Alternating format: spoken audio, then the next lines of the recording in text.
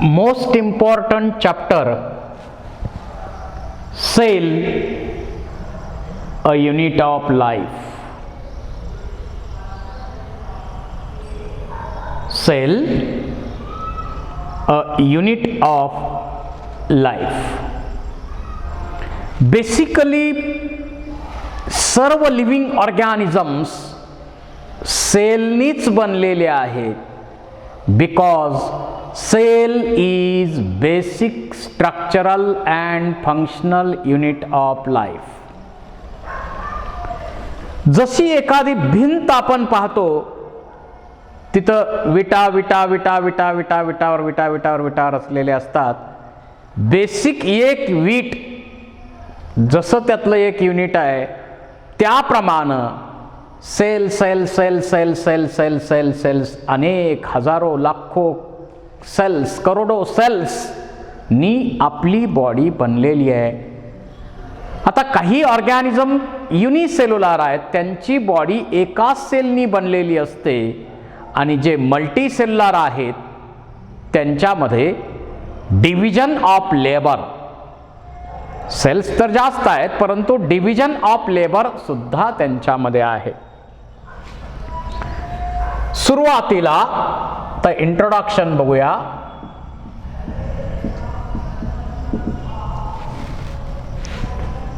डेट्रोचेट या सायंटिस्टनी सुरुवातीला सांगितलं, cell is basic unit of life. Cell is basic unit of life. All living organisms are made up of cells, so it is basic unit of life, basic structural and functional unit of life. आणि या सेलचा study करणारी बायोलॉजीची जी branch आहे, तिला आपण sale biology किंवा सायटॉलॉजी असं म्हणतो. A branch of biology which deals with study of cell is called as cell biology or cytology. यामध्ये Robert Hooke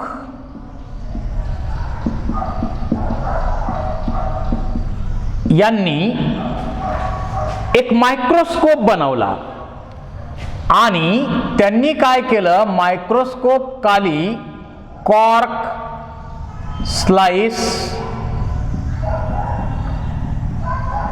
ऑब्झर्व्ड under microscope,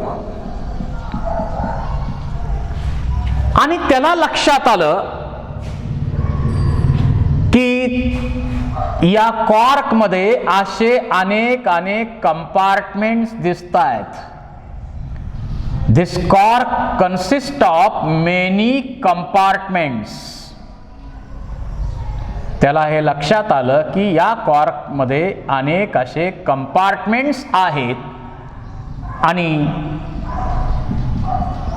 compartment, आणि या कंपार्टमेंटलाच त्यांनी नाव दिलं सेलुला. Cellula means cell. So first term cell is used by Robert Hooke. Actual त्यांनी जे compartment आहेत हे पाहिलं, ती सेल नाही आहे, तो ऍक्च्युअली सेल वॉल होता. आज आपल्याला समजतंय तो सेल वॉल होता, कंप्लीट ती सेल नव्हती, ती फक्त सेल वॉल त्यांनी पाहिलेला आहे. आणि त्यांनी मायक्रोग्राफिया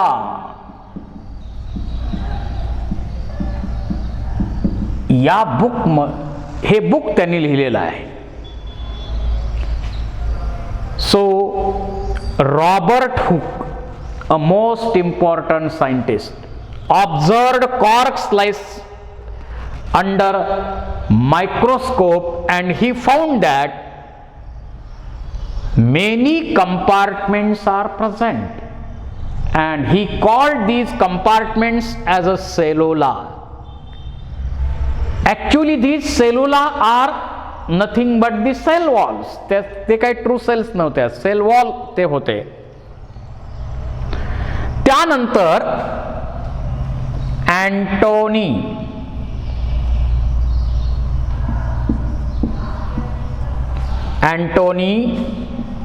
वॅन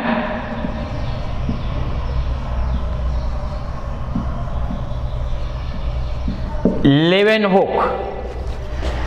अँटोनी लेव्हनहुक यांनी पहिली ही फर्स्ट ऑब्झर्व्ड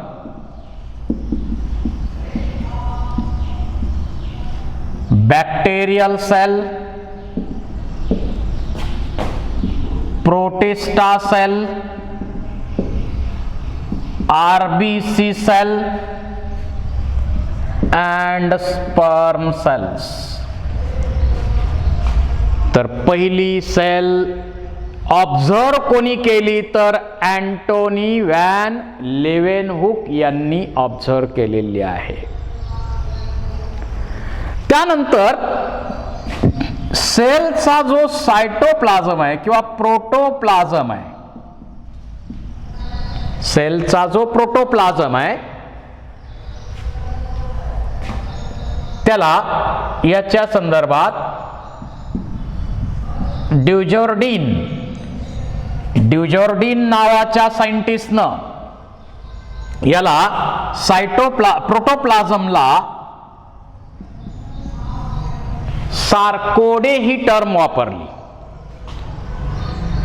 ड्युजॉर्डिन नावाच्या सायंटिस्टने त्या सेलचा जो प्रोटोप्लाझम आहे त्याला सार्कोडे ही टर्म वापरली. परंतु त्याच्यानंतर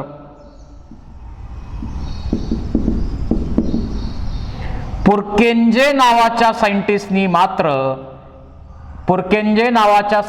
मात्र याला प्रोटोप्लाझम ही टर्म यूज केलेली आहे. हा सार्कोडे ही टर्म प्रोटोप्लाझमला वापरली होती, तर ऍक्च्युअल प्रोटोप्लाझम ही टर्म पुर्केंजे नावाच्या सायंटिस्टनी वापरलेली आहे. हे कुणामध्ये?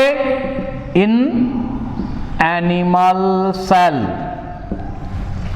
प्रोटोप्लाझम जो आहे ती टर्म ॲनिमल सेलच्या प्रोटोप्लाझमला वापरली आणि मॉल या सायंटिस्टने प्लांट सेलमध्ये प्रोटोप्लाझम ही टर्म यूज केली. त्याच्यानंतर Huxley he term protoplasm is physical basis of life. Protoplasm is a physical basis of life असं स्टेटमेंट हक्सले नावाच्या सायंटिस्टने वापरलं. त्यानंतर रुडॉल्फ विर्चॉ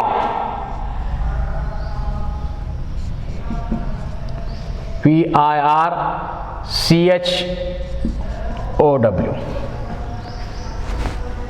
रुडॉल्फ विर्चॉ नावाच्या सायंटिस्टनी सांगितलं, new cells are formed from pre-existing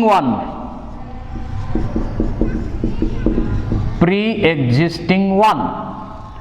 नवीन सेल ज्या तयार होतात त्या पूर्वीच्या सेल्स पासून तयार होतात असं रुडॉल्फ विर्चॉ यांनी सांगितलं आणि त्यांनी याला टर्म वापरली, ऑमनिस सेलुला ई सेलुला. यावर MCQ विचारलेला आहे नीट मध्ये. हु युज्ड टर्म ऑमनिस सेलुला ई सेलुला? तर रुडॉल्फ विर्चॉ यांनी ही टर्म यूज केलेली आहे. त्यानंतर सेल थेरी मांडली शिल्डन आणि शॉन यांनी सेल थेरी मांडलेली आहे.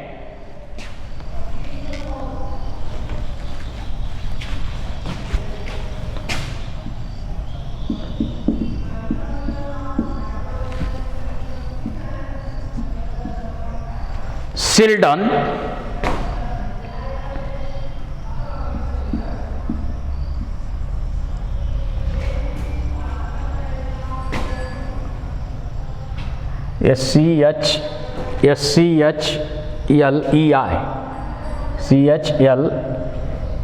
CHLEI Sheldon and SCHWAN Schwann. या दोन शॉन सेल्स, आपण शॉन सेल्स स्टडी केलेल्या आहेत ना या कुठं? शॉन सेलचा स्टडी कुठं केलाय? You know, axon is covered by neurilemma and neurilemma consist of cells called as Schwann cells. तर शिल्डन आणि शॉन यांनी सेल थेरी मांडली, सेल थेरीची मांडणी केली आणि त्यांनी पहिलं स्टेटमेंट काय वापरलं? All living organisms are made up of cells and their components.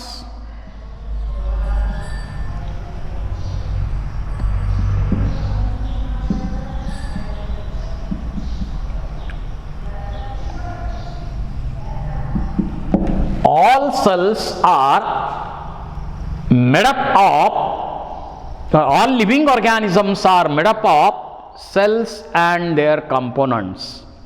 So, cell is basic, structural and functional unit of life.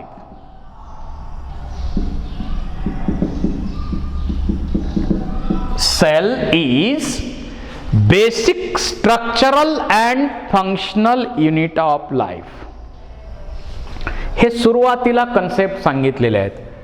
त्यानंतर यातले मॉडर्न कन्सेप्ट जे आहेत, मॉडर्न थेरी काय सांगते? हे तर कन्सेप्ट बरोबरच आहे. All living organisms are made up of cells and their components. बरोबर आहे. Cell is basic, structural and functional unit of life. त्याबरोबरच पुढचा महत्वाचा मुद्दा आहे, new cells are formed from pre-existing cells.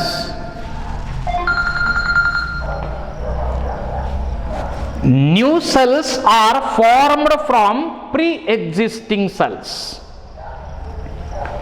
ज्या नवीन सेल्स बनतात त्या पूर्वीच्या सेल्स पासून बनतात. मॉडर्न थेअरी काय सांगते?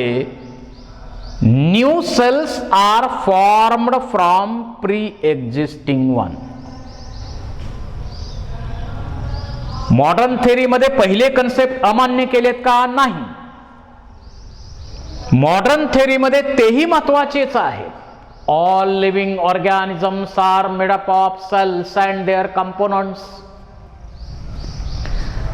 Sale is a basic, structural and functional unit of life.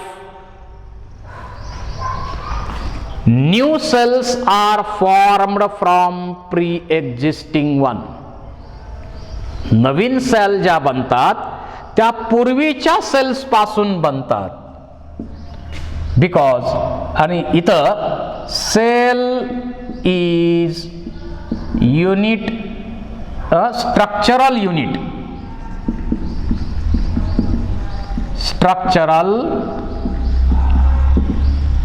Functional unit, structural and functional unit.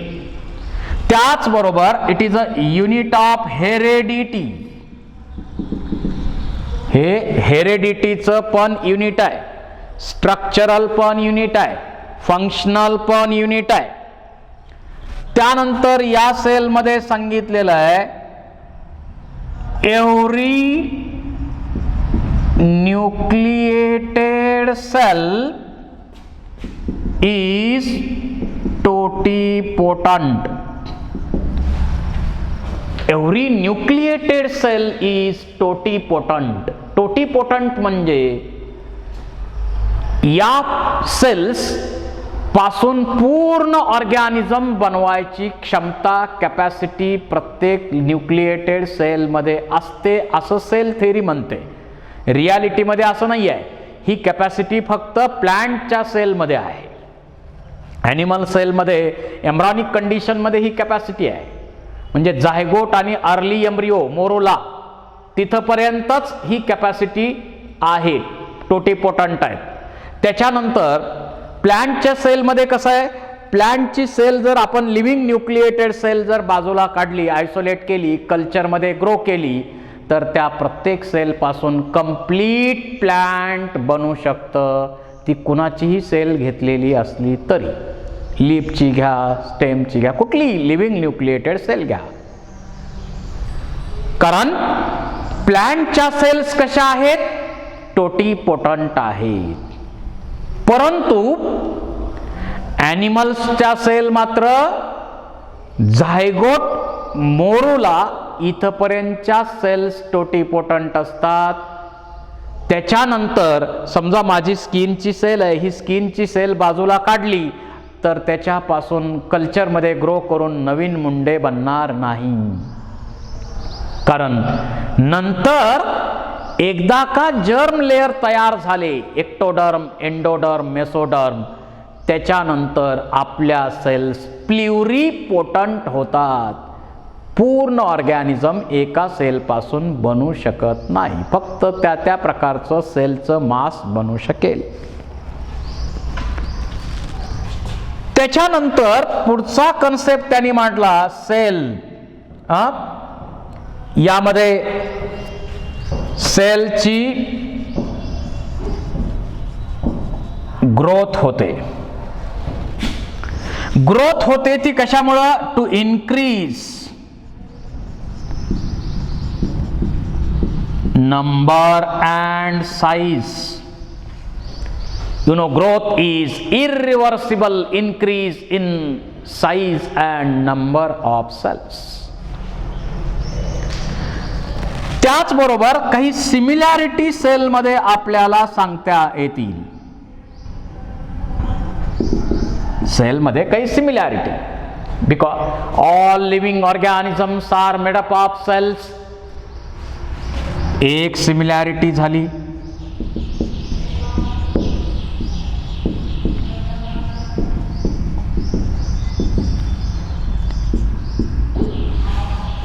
Basic activity ज्या आहेत, बेसिक फंक्शन्स जे आहेत किंवा बेसिक ॲक्टिव्हिटीज ज्या आहेत सेल्सच्या, त्या सर्वांच्या सेम आहेत. त्याचबरोबर all cells requires constant supply of energy and they use energy in the form of ATP. सर्वजण एनर्जी ATPच्या फॉर्ममध्ये वापरतात. बेसिक मेटाबॉलिक ॲक्टिव्हिटी सर्वांच्या सेम आहे. समजा आता फोटोसिंथेसिसचा विचार करा, फोटोसिंथेसिसचा विचार करा, तर आल्गीमध्ये जी फोटोसिंथेसिस आहे तीच ब्रायोफायटामध्ये, तीच टेरिडोफायटामध्ये, तीच जिम्नोस्पर्ममध्ये, तीच अँजिओस्पर्ममध्ये. ॲरोबिक रिस्पिरेशन, ज्यांच्यामध्ये ॲरोबिक रिस्पिरेशन आहे ती कुठली जरी सेल असली मायटोकॉन्ड्रियाच्या मदतीने होणार, त्यांच्यामध्ये प्रोसेस तीच आहे.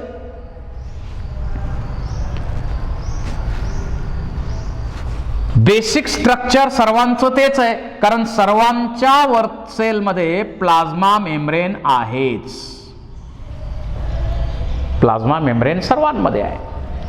त्याच्यानंतर सायटोप्लाझम पण सर्वांमध्ये आहे आणि न्यूक्लियस किंवा न्यूक्लिअर मटेरियल, जेनेटिक मटेरियल ते कुठल्या फॉर्ममध्ये, वेल डेव्हलप्ड न्यूक्लियस आहे का प्रिमिटिव्ह आहे, हा पार्ट वेगळा, परंतु तेही सर्वांमध्ये आहे. आता याला एक्सेप्शन्स आहेत, पण बेसिक कॅरेक्टर सर्वांच्या सेम आहेत. सर्वांमध्ये हेरिडिटरी मटेरियल आहे का? डीएनए हे हेरिडिटरी मटेरियल आहे. आरएनए व्हायरस वगळता बाकीच्या मध्ये डीएनए हे जेनेटिक मटेरियल आहे, हेरिडिटरी मटेरियल आहे.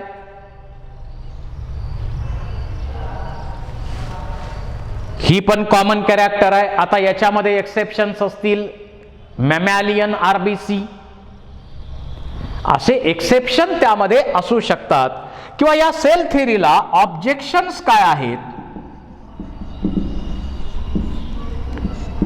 एक तर व्हायरसमध्ये असं कुठलंही मेम्ब्रेन आहे, सायटोप्लाझम आहे, न्यूक्लियस आहे, असं कुठलंही ऑर्गनायझेशन व्हायरसमध्ये नाही.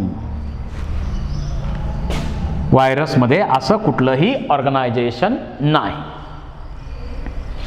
आणि सर्वच सेलमध्ये न्यूक्लियस आहे असंही आपल्याला म्हणता येणार नाही. आता रायझोपस किंवा म्युकर या ज्या फंजाय आहेत त्यांच्यामध्ये आपल्याला स्पेसिफिक असं तुम्ही जसं म्हटलेलं आहे, त्याच्यामध्ये सेल मेम्ब्रेन आहे, सायटोप्लाझम आहे, न्यूक्लियस आहे, असं ऑर्गनायझेशन त्यांच्यामध्ये आपल्याला मिळतंच असं काही सांगता येणार नाही. त्याचबरोबर आपण PPLO प्ल्युरोनिमोनिया लाईक ऑर्गॅनिझम, मायकोप्लाझ्मा,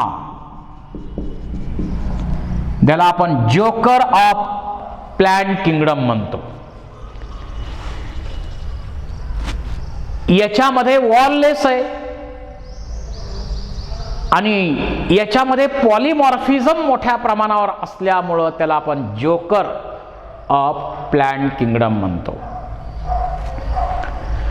तर असे काही ऑब्जेक्शन्स आपल्याला यामध्ये घेता येतील. म्हणजे प्रत्येकामध्ये हे सगळं लागू होईलच असं काही सांगता येणार नाही. काही ठिकाणी ऑब्जेक्शन्स त्याचे आपल्याला सांगता येतील. जसं आता आरबीसी म्हटलं तर त्याच्यामध्ये न्यूक्लियस नाही आहे. मॅमॅलियन आरबीसी मध्ये नॉन न्यूक्लिएटेड आहेत, न्यूक्लियस नाही, कुठले सेल ऑर्गॅनेल नाही, तरी ती सेल आहेच ना. तर असे काही ऑब्जेक्शन्स आपल्याला या सेल थेअरीवरती घेता येतील. So this is about introduction of cell. Thank you very much.